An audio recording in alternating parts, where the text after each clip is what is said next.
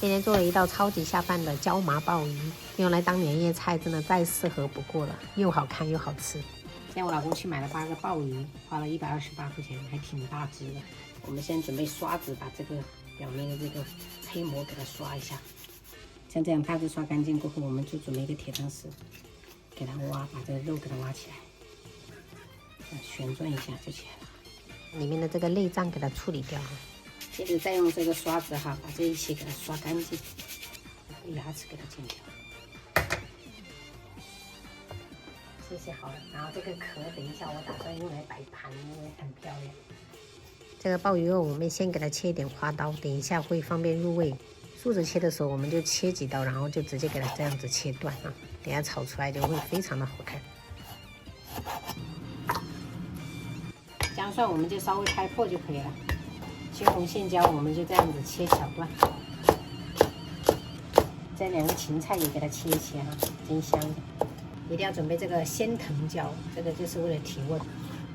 好，給它放一起。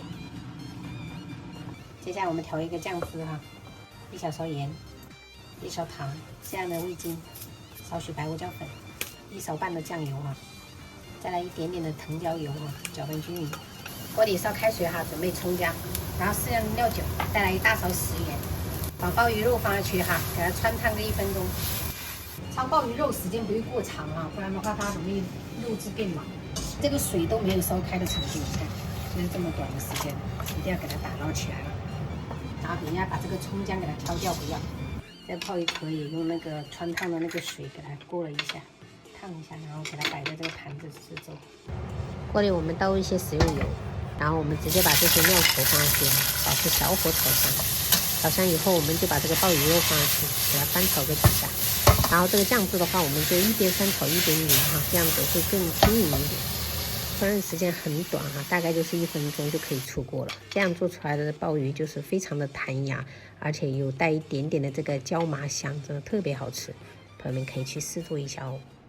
湯加了一點卷張跟芥菜，還有一點點香菇下去燉的。很鮮，然後泡椒炒牛肉，花菜炒花樂蟹，然後這個是藤椒炒鮑魚肉，開吃。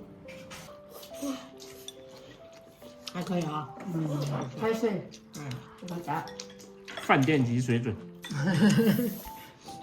很好吃，還有點辣，開胃一下。那我也要吃。吃完了。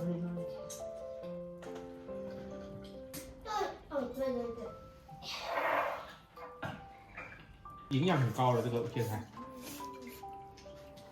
是狼吞虎咽呀，還狼吞虎咽。慢慢吃，好。